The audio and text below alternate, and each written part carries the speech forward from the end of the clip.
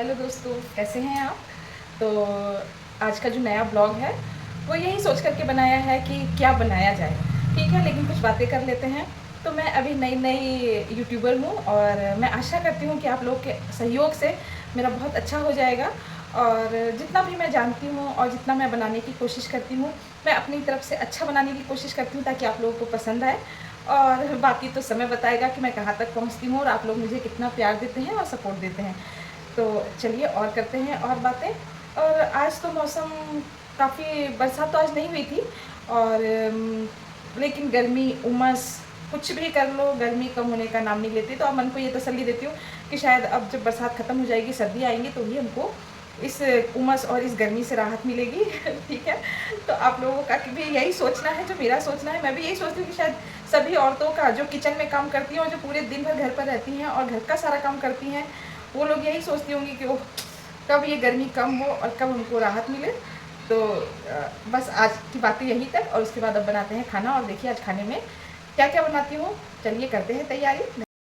तो आइए आज बनाते हैं सबसे पहले भिंडी की सब्ज़ी। और आप ये जो भिंडी देख रहे हैं, ये आई है मेरे टेरेस गार्डन पर से।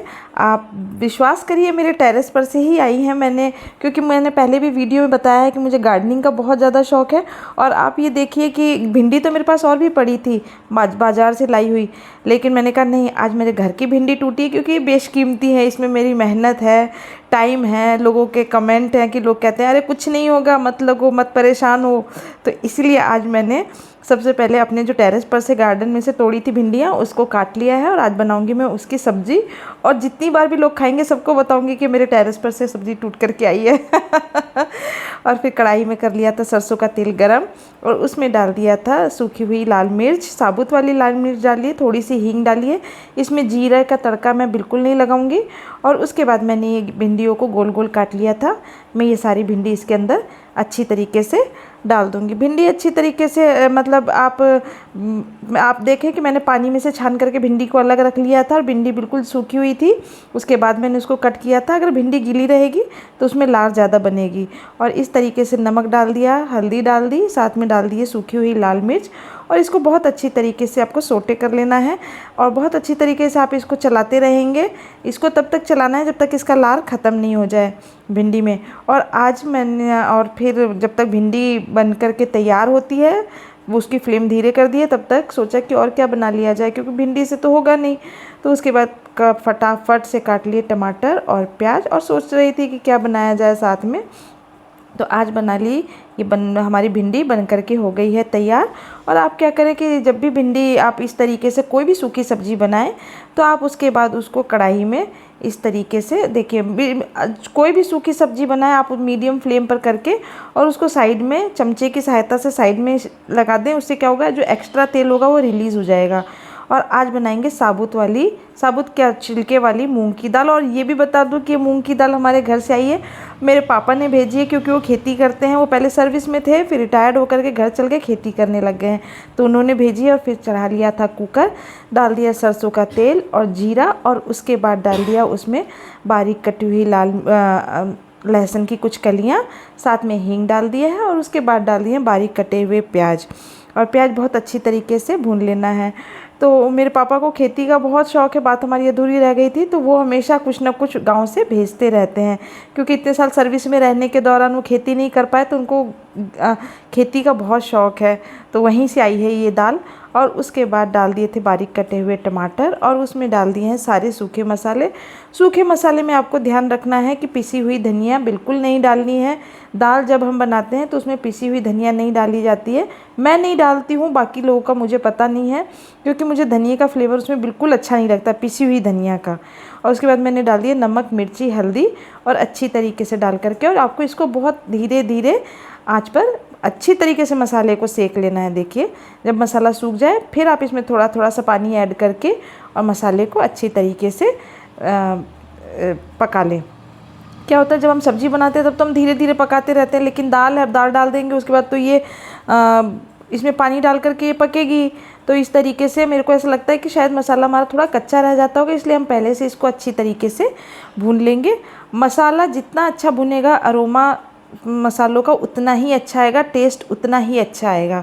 और उसके बाद मैंने इसमें डाल दी है मूंग की दाल डाल करके और फिर मैंने इसमें डाल दिया है पानी और उसके बाद मैंने इसमें लगा दी है सीटी। और ये सीटी जब तक पकती है दाल को चढ़ा दिया है साइड वाले बर्नर पर। और हमारे मिस्टर आ गए थे तो साथ में चढ़ा दी थी चाय और लेकर के आए हैं आम। जब तक सब्ज़ी बनती है, हमारी सब्ज़ी तो हमारी बन चुकी है और दाल हमारी बन रही है। तो ये अब क्योंकि मौसम चल रहा है आम का, तो आम आ जाते हैं, तो बिना आम के तो जब तक आम खाने में नहीं है तब तक तो कुछ जचता नहीं है मामला। तो इस तरीके से करीब करीब तो अभी रोज़ कभी दशहरी, कभी मालदा, कभी लंगड़ा, यही सब चल रहा है। तो आम को क्या करें कि पहले आप डायरेक्ट ना खा करके इसको कम से कम पानी में आधे से 1 घंटे के लिए भिगो करके रखें। उससे क्या होता है कि जो आम का हीट होता है अंदर से वो निकलता है पानी में। और इस तरीके से दूध डाल करके और चाय हमारी अच्छी तरीके से धीरे धीरे इसको पकने के लिए साइड में छोड़ दिया है और आम को भी साइड में रख दिया है। अब दाल बन गई है, सब्जी बन गई है और अब आ गया है नंबर रोटी बनाने का। तो मैंने रोटी क्योंकि चावल तो बनाने थे नहीं आज, तो मैंने सोचा कि रोटी ही बना ली जाए। तो आज बना ली थी रोटी और मैंने आपको बताया कि रोटी हमेशा एक ही आंच पर, मीडियम फ्लेम पर बहुत प्यार से अच्छी तरीके से सेकी हुई रोटी खाने में बहुत ही अच्छी लगती है, देखने में बहुत सुंदर लगती है और हेल्थ के लिए भी बहुत अच्छी होती है। तो आप जब भी रोटी बनाएं मीडियम फ्लेम पर, आंच बिल्कुल बराबर रख करके, आटा सही से गुथा हुआ होना चाहिए। अगर आपका आटा सही से गुथा हुआ होगा, कम से कम आप आटे को गूँथ करके 10 मिनट के लिए रेस्ट करने के लिए छोड़ दें। जब आप आटा गूँथ लेते हैं उसके बाद आप धीरे धीरे करके इस तरीके से आपकी सारी रोटियां बहुत सुंदर और बहुत अच्छी तरीके से फूली हुई बनेगी। और सारी रोटियां बन जाने के बाद उसको भी साइड में रख दिया है। और पहले के आम पड़े हुए थे, लंगड़ा आम था, तो उसको कट करके खीरा कट कर दिया है। और देखिए इस तरीके से हमारी थाली बन करके हो गई है तैयार। साथ में बना लिया था भिंडी का भुजिया, मूंग वाली दाल, छिलके के मूंग की दाल थी, दिन में बनाई थी चने और लौकी की सब्जी, थोड़े से चावल बना लिए थे और साथ में ले ली थी गर्मा गर्म रोटी और साथ में आम। धन्यवाद।